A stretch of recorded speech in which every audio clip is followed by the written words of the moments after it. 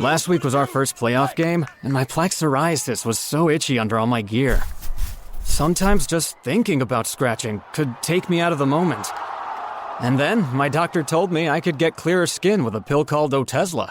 Otezla apremilast is a prescription medicine used to treat adult patients with plaque psoriasis for whom phototherapy or systemic therapy is appropriate. Otezla can help you get clearer skin after just 4 months. Okay, ready for the next game.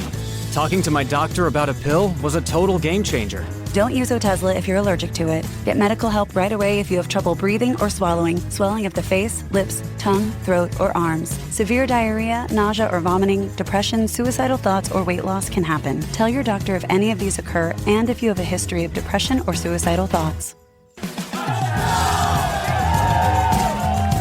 Live in the moment. Ask your doctor about Otezla. Call 1-844-4-OTEZLA or visit Otezla.com for prescribing info about cost, and more. It's The Other Side of Midnight with Frank Morano. I'll tell you what we're not enjoying. Whether you live in cities like I do, in places like New York, or in beach communities, or anywhere else really, there is a big problem in this country with homelessness. And it really does seem to be one of those problems that everybody talks about, but doesn't really seem to be getting solved. In fact, it only seems to be getting worse. And with the recent ruling by the Supreme Court, that has a lot of folks wondering, what are the implications now for cities that want to tackle their streeted homelessness problem? That's why I was so interested in reading this column by James Burling in the New York Post, basically highlighting what both the Democrats and the Republicans are doing incorrectly on the housing and homelessness issue. James Burling is the author of Nowhere to Live, The Hidden Story of America's Housing Crisis. He's the vice president of legal affairs at the Pacific Legal Foundation. James Burling, thanks so much for joining me on the radio. Welcome to the show. It's nice to be on with you. So how bad, before we get into your prescriptions and your solutions, how bad is the homeless problem in this country right now? Oh, it's terrible. I mean, the last time we did a count of the number of homeless in America, there are over 650,000 people that are unhoused. Those are people that could be living in their cars, living in tents, some shelters in some cities. I mean, that is the population of a city the size of Oklahoma City. And all these people are homeless, and we see this in every major city in America today, where 30, 40 years ago, we didn't see anywhere near the problem we have today. So what are the Republicans and Democrats both doing wrong as far as you're concerned on the housing issue? Well, I think the Democrats to start with, I mean, their solution is to have things like rent control. Rent control, as people living in New York City certainly know, has not solved its housing crisis. In fact, it's only made it worse because it creates a terrible disincentive for people to build new construction if they're afraid that at some point it will be subject to rent control before they can get back their investment. Rent control also, studies have shown, doesn't actually lower rents overall because you have the places where you still have the demand for housing and it's not being met because there's a lack of supply, because there's a discouragement of building new supply. So even non-rent controlled places are spending more than they would otherwise because of rent control. The Kamala Harris also talks about throwing money at the problem, $25,000 per new first-time home buyer or $40 billion into the industry. Mm-hmm. But unless the rules and regulations that make it so difficult to build are removed, this is just going to be putting money into a sector of the economy, which is going to cause the prices to rise overall. So unless you're one of the lucky people that are getting a piece of the federal government money, and most people will not, most people are going to be paying the taxes to do that, that's not going to help them. On the other hand, to be fair, the Republicans don't have particularly good ideas either. I mean, they talk about the need to preserve single-family housing. but there are many people that live in communities that would like to turn their homes into duplexes, triplexes, things of that nature to have a little more density. I'm not talking about 80-story apartment buildings in a suburban neighborhood, but certainly more density than they have now. And unless we have more density and unless we have more building, we're not going to get ourselves out of this crisis. It's only going to get worse and worse and worse.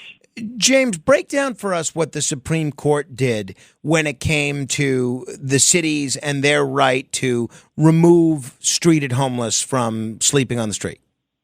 Yeah. So a few years ago, the Ninth Circuit had a decision called Boise. It's a homeless case out of Boise. And what it ruled, the Ninth Circuit ruled that it was not lawful to remove homeless from the streets. And so then you had a case out of Grants Pass, Oregon, which is a follow-up case on that, where Grants Pass said, look, we can remove homeless because we have certain number of shelter beds. And the Ninth Circuit said, no, you have to have a shelter bed for each and every homeless person. You have to be able to prove that before you can remove any of them and before you can tell them that it's illegal to have their bedding, sleeping bags, tents, and things on public property such as sidewalks. And the Supreme Court struck that down. The Supreme Court said, no, there is no right to be homeless on the streets. It's not a violation. And this is what the Ninth Circuit had said. The Ninth Circuit said it was a violation of the Eighth Amendment prohibition against cruel and unusual punishment. And the Supreme Court said, no, this isn't punishment. This is simply telling people they can't be camping out on public property. So the follow-up now, cities in the West, where this ruling has the biggest effect, are now starting to clear out homeless camps.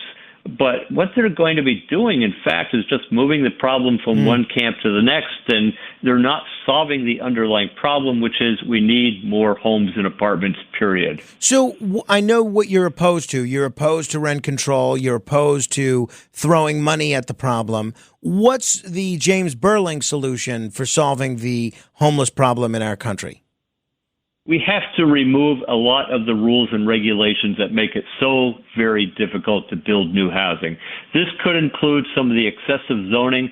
We have cities and communities and all over across America. We see this especially in the West, where you have not 10-acre, 40-acre, 160-acre minimum lot sizes, meaning you can only build one house for every 160 acres. That's just frankly insane because we cannot get ourselves out of the housing crisis that way. You have rules and regulations saying that you cannot build on wetlands. You cannot build on areas that are appropriate for habitat conservation, for endangered species habitat, that are viewshed corridors, that are agricultural preserves. We've taken tens of millions of acres that could be buildable off limits for any kind of building. And even if you do go through all the permitting processes, find a place where you are able to build, you're going to be hit with lawsuits. The not in my backyard types, the NIMBYs will sue you, environmental groups will sue you. I've talked about in my book, Nowhere to Live, the Hidden Story of America's Housing Crisis, stories where people have been trying to build subdivisions for over 20 years, and they get hit by one lawsuit after another after another. So we need to clean up the lawsuit abuse. These are just a few of the things that we can begin to do to start getting ourselves out of the crisis. All right. Well, in the you talk about and you highlight the origins of zoning laws, such as Baltimore's, as being racially motivated. There are going to be some critics that say simply removing zoning restrictions today, after everything that a city like Baltimore has been through, won't necessarily undo decades of economic and racial segregation. How do you address the concern that removing zoning without addressing systemic inequalities could just result in gentrification and maybe even further displacement of low-income residents?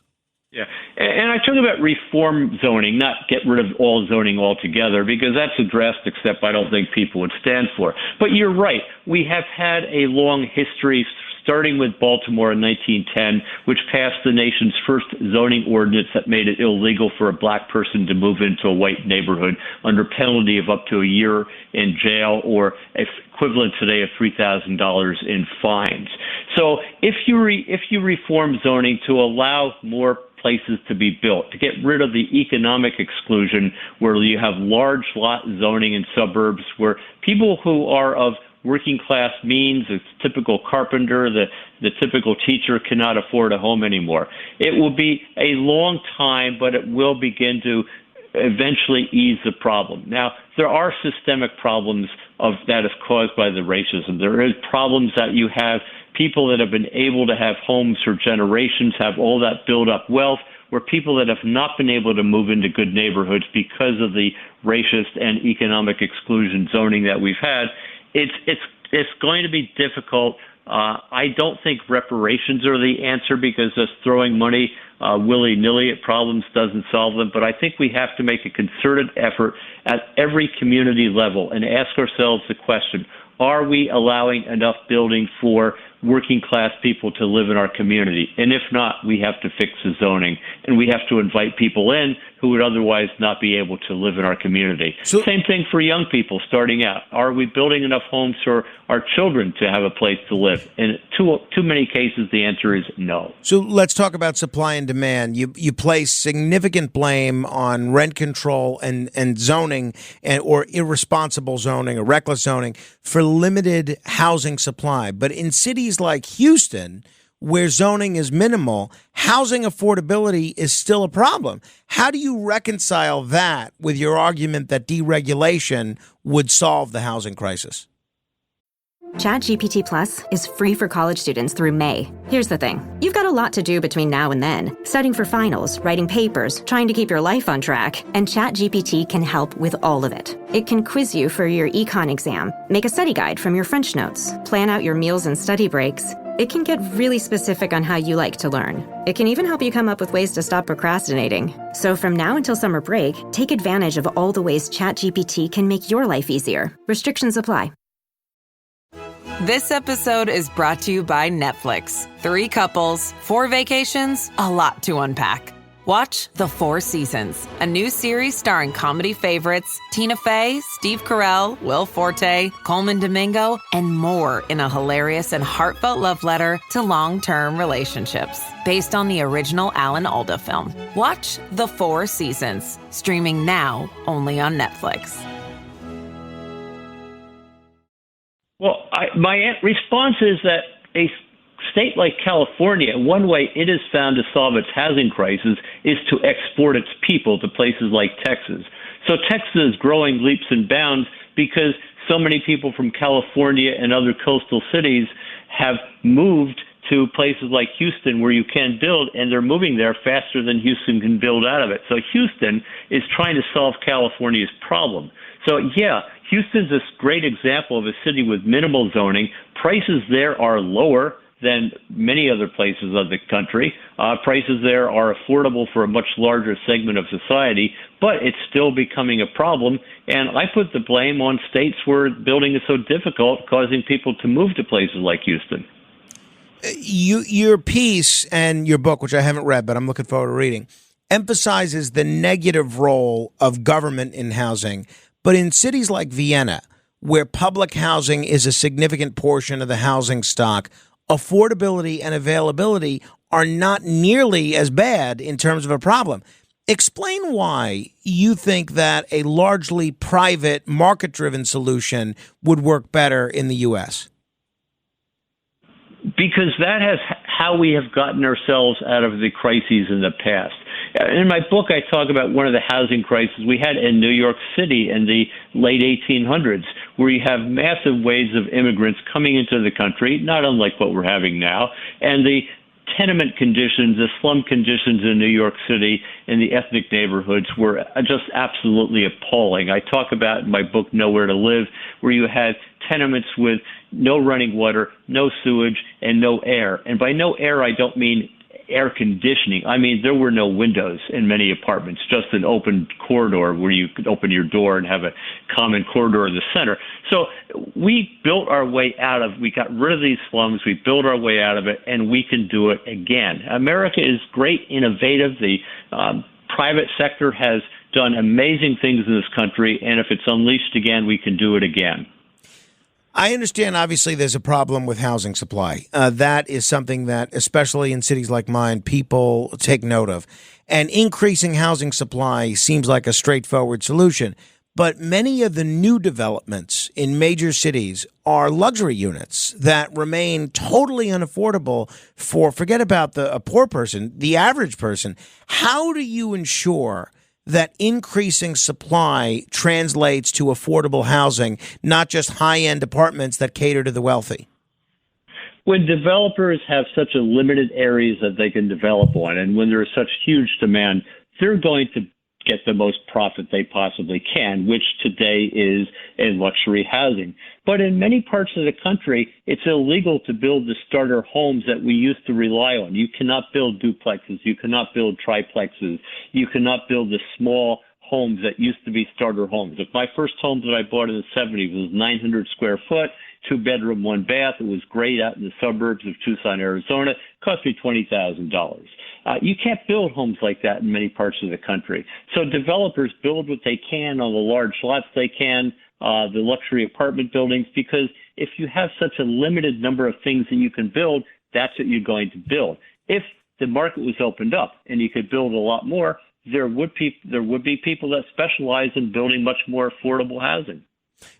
Let's take us back to rent control for a second, which you mentioned. I never was lucky enough to live in a rent control apartment. I've always fantasized about it. But you argue that rent control might make the housing crisis worse by discouraging new development. But the people that are for rent control, they say that it's one of the few protections that low-income renters have in cities where market rates are skyrocketing. How do you ensure that removing rent control doesn't lead to mass displacement and making the homeless problem potentially even worse?